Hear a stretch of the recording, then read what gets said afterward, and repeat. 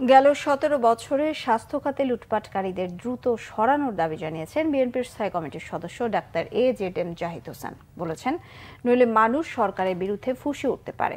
দুপুরে রাজধানীর মহাখালীতে ইনস্টিটিউট অব হেলথ টেকনোলজি মিলনায়তনে বিশ্ব ফার্মাসিস্ট দিবস উপলক্ষে আয়োজিত সমাবেশে স্বাস্থ্য উপদেষ্টার উদ্দেশ্যে তিনি কথা বলেন।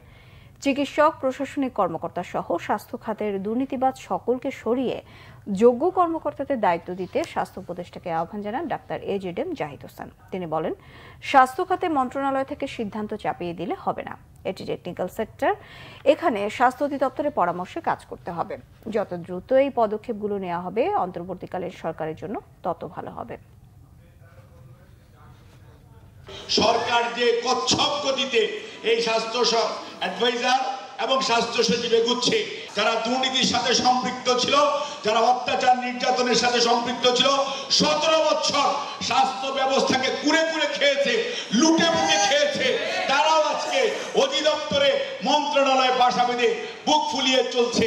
কাজেই আমরা বলতে চাই, অনতিবিলম্বে এদেরকেও প্রত্যাহার করুন। মানুষের আশা আকাঙ্ক্ষার বাস্তবায়ন যত দ্রুত করবেন তত দ্রুত মানুষ আপনাদেরকে সাধুবাদ জানাবেন। যত দেরিতে করবেন মানুষ কিন্তু আবারও আপনাদের বিরুদ্ধে ফুঁসে উঠতে পারে। বিষয়টা খেয়াল রাখবেন।